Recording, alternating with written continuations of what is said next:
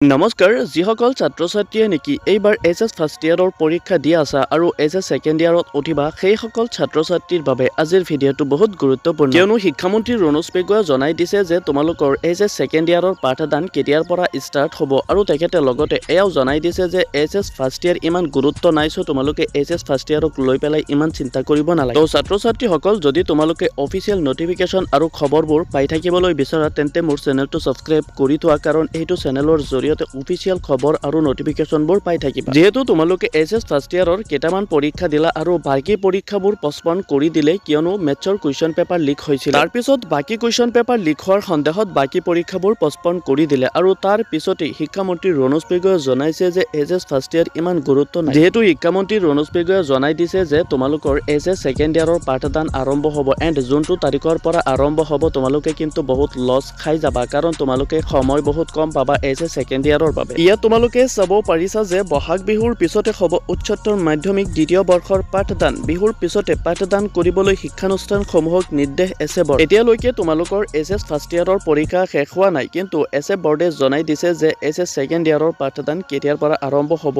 আৰু সেয়া আৰম্ভ হ'ব বহাগ বিহুৰ পিছতে। তাৰপিছত চোৱা কি কৈছে, প্ৰথম বৰ্ষৰ বাকী থকা পৰীক্ষাসমূহ শীঘ্ৰে অনুষ্ঠিত কৰিব। সোনকালে পৰীক্ষা দিন ঘোষণা কৰিব এছেবে। 15 জুনৰ ভিতৰত ই মাৰ্কশ্বিট পাব পৰীক্ষাৰ্থী। তো ছাত্ৰ ছাত্ৰীসকল তোমালোকে 15 জনৰ ভিতৰত এইচএছ ফাৰ্ষ্ট ইয়াৰৰ এই মাৰ্কশ্বিট পাবা। এতিয়া চোৱা তোমালোকৰ এইচএছ ছেকেণ্ড ইয়াৰৰ ক্লাছ কেতিয়াৰ পৰা ষ্টাৰ্ট হ'ব আৰু এইচএছ ছেকেণ্ড ইয়াৰৰ বাবে তোমালোকে কিমান সময় পাবা। তো ছাত্ৰ ছাত্ৰীসকল তোমালোকৰ হাতত সময় একেবাৰে কম, এইবাৰ তোমালোকে এইচএছ ছেকেণ্ড ইয়াৰৰ বাবে কম সময় পাবা। যেহেতু শিক্ষামন্ত্ৰী ৰণোজ পেগুৱাই জনাইছে যে এইচএছ ফাৰ্ষ্ট ইয়াৰ ইমান গুৰুত্বপূৰ্ণ নহয়, চ' তোমালোকে এইচএছ ফাৰ্ষ্ট ইয়াৰৰ কথা বাদ দিয়া, তোমালোকে এইচএছ ছেকেণ্ড ইয়াৰৰ বাবে চিন্তাটো কৰা। এইফালে চোৱা তোমালোকৰ এইচএছ ফাৰ্ষ্ট ইয়াৰৰ মেথছৰ কুৱেশ্যন পেপাৰ ফাদিল হোৱাৰ কাৰণে বাকী থকা পৰীক্ষাবোৰ পষ্টপন কৰি দিলে, চ' তোমালোকে কিন্তু ন্যায় পোৱা নাই।